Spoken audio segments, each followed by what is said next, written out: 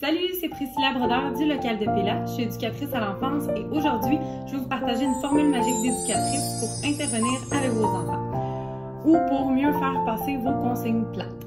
Parce que je ne sais pas si vous êtes comme moi, mais moi, mes consignes, ça a l'air qu'ils sont tout le temps plates.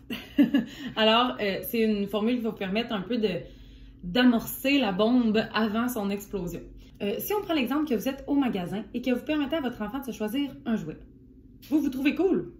Moi aussi, je vous trouve cool. Mais votre enfant, lui, il en voulait 2 jouets.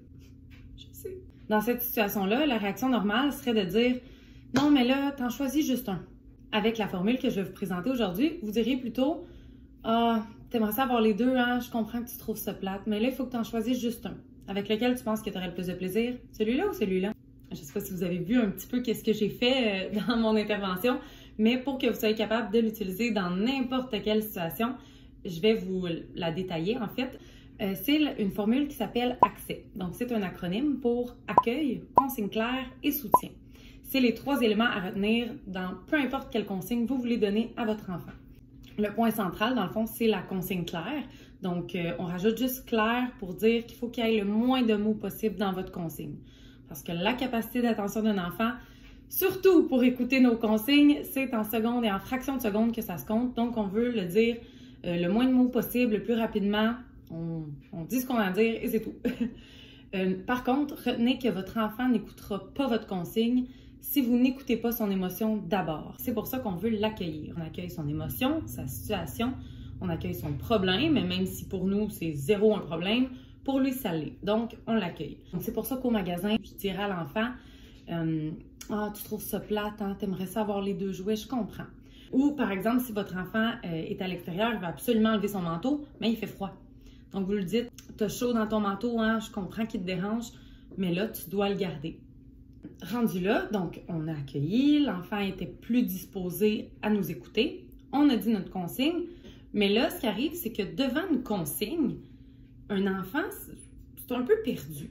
Parce que votre enfant, il est petit, peut-être qu'il ne comprend pas la consigne, ou même s'il la comprend, il ne sait pas nécessairement quel chemin emprunter pour être capable de la respecter.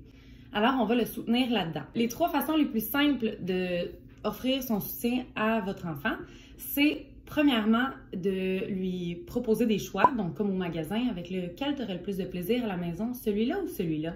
Ou de lui fournir votre aide, donc avec le manteau, viens, je vais t'aider à l'attacher, ou veux-tu que je t'aide à l'attacher? Ouais. Plus, veux-tu que je t'aide à l'attacher? Donc, on propose notre aide. Ou sinon, juste lui offrir notre écoute. Donc, si par exemple, votre enfant est vraiment fâché, il crie, vous lui dites « Ah, t'es en colère, hein? Hey, je le vois que t'es fâché, mais on parle avec des mots. Vas-y, je t'écoute. » Le soutien, ce que ça fait, en fait, c'est que l'enfant, devant la consigne, là, il est « OK, il faut que je parle avec des mots. » Là, il ne sait pas quoi faire. Donc, le soutien, c'est vraiment comme un petit coup de pied. Ou un élan, dans le fond, pour respecter la consigne. Donc, c'est ça, vous pouvez utiliser cette formule-là, accueil, consigne claire et soutien, dans n'importe quelle consigne que vous voulez donner à votre enfant. Et si vous avez une problématique qui est récurrente à la maison, vous pouvez tout de suite vous dire vos phrases que vous allez dire à votre enfant. Comme ça, une fois que vous êtes devant la situation, vous allez être prêt à intervenir. Parce que non, c'est pas naturel de parler comme ça. Même moi encore, il m'arrive souvent de juste dire la consigne parce que c'est ça qui nous vient, tu sais. Non, touche pas à ça, ou non, j'ai coupé ta sandwich en 2 puis ça te fait pas ton bonheur, ben mange-la, tu sais. Alors, partagez-moi vos essais, partagez vos phrases que vous utilisez qui ont fonctionné avec les enfants pour les montrer aux autres.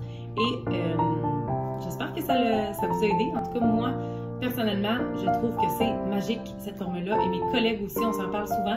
Donc, oui, c'est tout. Bonne journée!